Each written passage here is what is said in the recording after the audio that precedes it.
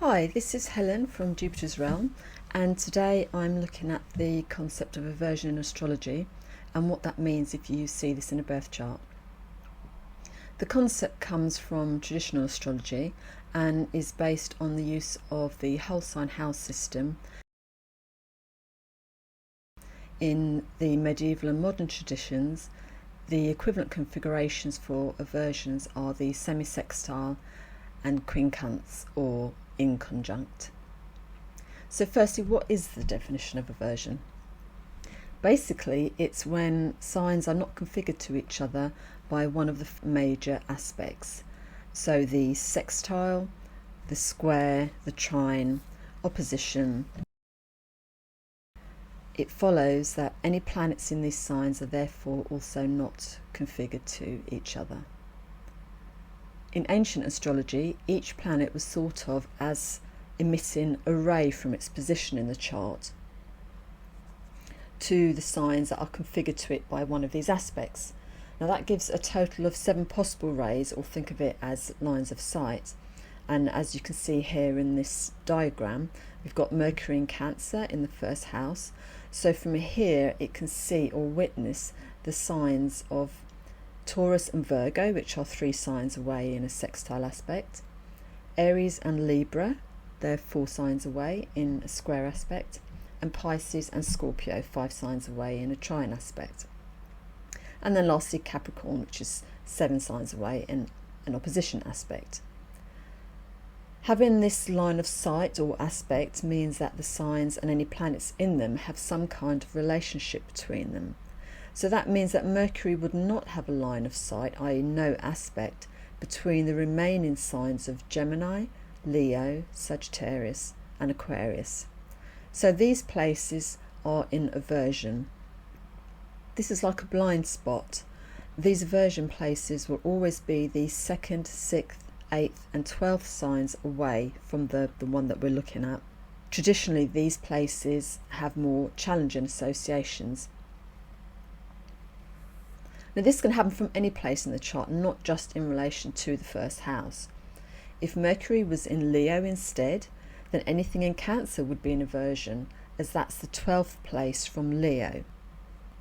Anything in Virgo would be an aversion, as that's the 2nd place from Leo. Part of the meaning for aversion comes from the fact that the aversion signs share no common element, mode or gender. So we can see in this diagram the signs with their elements, modes and genders filled in. For example, if Mercury is in Cancer, then it would be an aversion to Leo. And we can see that Cancer is tropical or cardinal, water and feminine sign. Leo is fixed, fire and masculine sign. And you can substitute feminine and masculine for yin and yang, if you like. If Mercury was in Aries, it would be an aversion to Pisces. And Aries is a fixed masculine fire sign. Pisces is a mutable water feminine sign. So you can see the signs that are in aversion share no common element, mode or gender. So what does it mean in practice to have signs and planets in aversion? How can this show up in life? Since planets in aversion can't see each other, they're considered to have no connection. There are some mitigations to this though, which I'll get into shortly. They're in effect turned away from each other, so to speak. The condition implies separateness or alienation, which can have a variety of archetypally similar manifestations and can be either positive or more challenging depending on the context in the natal chart. For example, if Mercury rules your 2nd house of finances in your birth chart and is an aversion to Saturn, who is in poor condition, let's say it's out of sect whilst combust and in fall in the 6th house, and being ruled by Mars that's in fall, well, it might be a good thing for Mercury to be an aversion to that. Financial matters won't be so exposed to the potentially challenging influence of Saturn. So context is really important. Traditionally, what's most important to note is if the ruler of a sign is in aversion to the sign that it rules. It's as though the ruler, who's supposed to provide resources and support to any planet in the sign it rules, is away or cut off somehow. Therefore, any planet in that sign has to operate with less readily available resources, protection or help. As a simple example, let's say Gemini is on your 7th house. So Mercury will be the ruler of relationships in your chart. And let's say Mercury is in the 12th house. Well, then relationship matters may not flow as easily and smoothly in life compared to if Mercury was in the 7th house itself in its own home sign. Obviously, other factors aside may contribute to how relationships manifest, but we're just taking this as a really simple, basic example. Ancient astrologer Salih bin Bashir, apologies if I've pronounced that incorrectly, says, "For truly the position of the planet which does not look at its own house is the position of the man who is absent from his home." So you can see that illustrates what I was just saying. And that quote is from Ben Dyke's 2019 translation of Sal's Volume 1, Principles, Elections, Questions and Nativities. The guest host analogy for planets in their own signs or in other planets' signs was used a lot by ancient astrologers. So it's like if you were staying at someone's house but they weren't there and you can't contact them.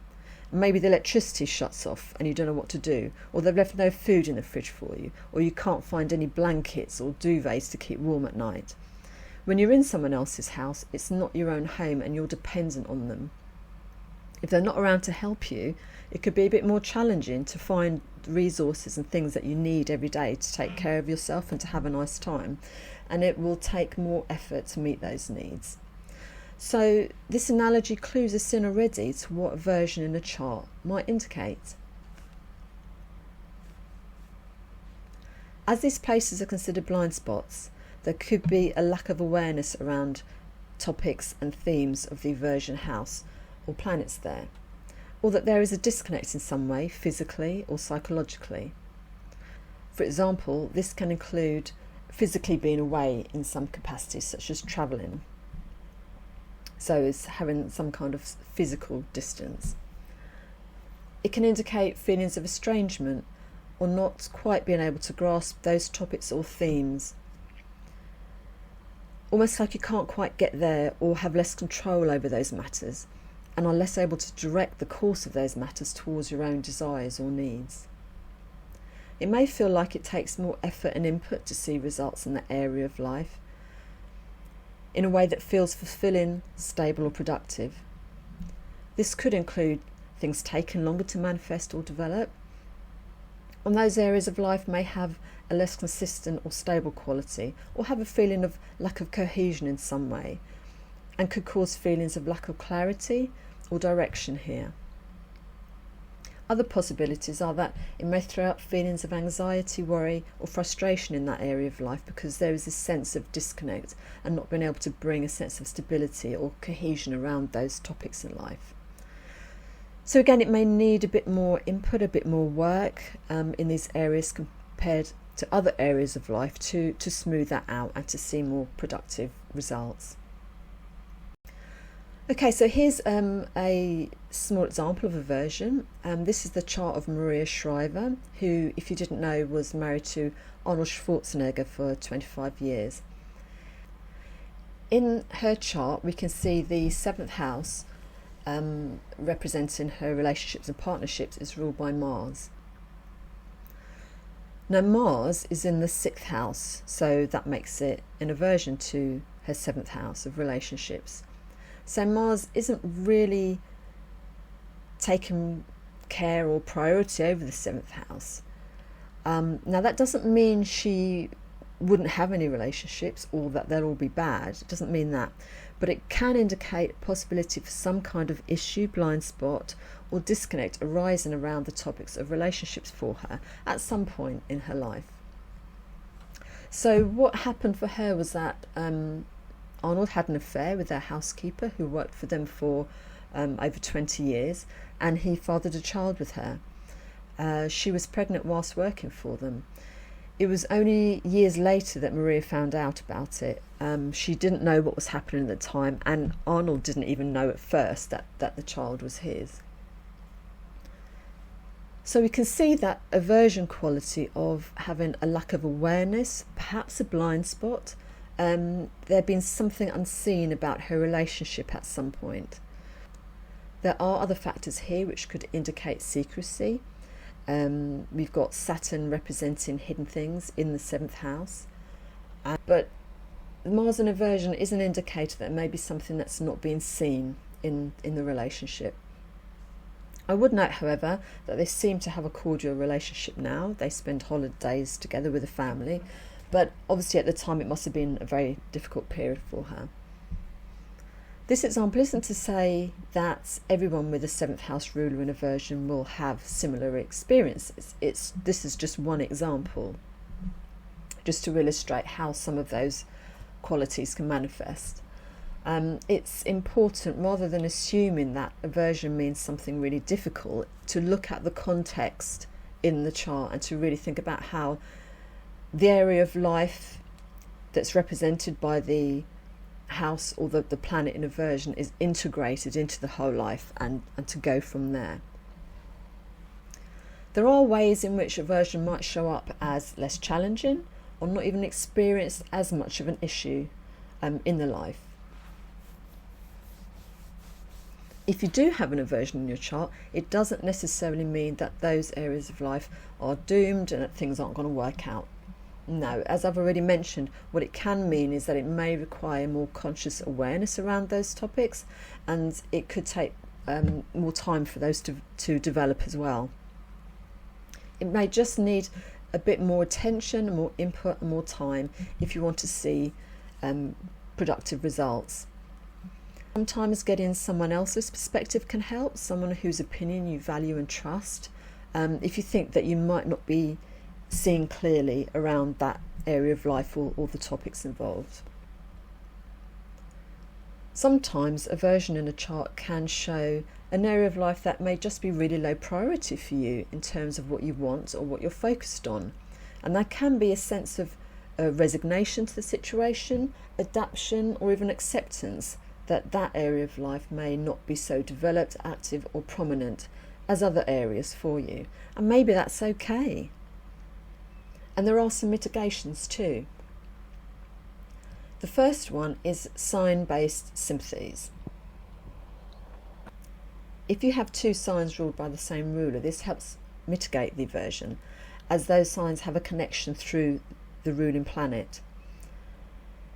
So if you have a planet in Aries and one in Scorpio, the aversion is less likely to be an issue, other factors aside, of course. So the sign-based sympathies are between Aries and Scorpio, ruled by Mars, Taurus and Libra, ruled by Venus, and Capricorn and Aquarius, ruled by Saturn. The second mitigation is when signs share the same ascensional time. Ascensional time is the time it takes for a sign to completely rise above the horizon, and relates to the number of equatorial degrees that pass over the midheaven whilst that sign is rising. So aversion is mitigated between signs sharing the same essential time, which will be Aries and Pisces, Gemini and Capricorn, Cancer and Sagittarius, and Virgo and Libra. So if you have aversions where the planets share the same ruler, or the signs share the same ascensional time, then you may find that aversion doesn't show up as something that's noticeably challenging in life. Here's an example of that. This is a chart of someone whose permission I have to share their chart, but obviously I've left out the name and birth data. So in this chart here we can see the moon over here in the 5th house on Sagittarius. Now, moon can represent mother. This person has their ascendant ruler, the sun, which represents them in the chart, in the 12th house in Cancer. So the moon is an aversion to the sun. You might also notice that it's in aversion to the sign ruler Jupiter, and the sun is an aversion to the first house of Leo, but I'm just focusing on the moon and the sun here as representing the relationship between this person and their mother. Now, this person's mother was very free-spirited. They were very into New Age topics and beliefs, and she would travel a lot, dedicating herself to various causes. We have moon here in Sagittarius, which is ruled by Jupiter, really symbolising the mother's qualities of being driven by ideals, a strong moral direction, being freedom-loving, seeking meaning and purpose, and wanted to expand their horizons, in her case through travel. Now, she'd be absent for the majority of the year, only seeing her daughter for a few weeks in a year. So this person was mostly raised by their grandparents. We can also see this distance of the mother from the daughter's home life through Mars, the ruler of the 4th house of home and living situation, being in aversion in the 12th house, illustrating the absence of the mother from the home. So you can see that quality of inconsistency which can arise with aversions as well as travel, having a physical disconnection with the mother.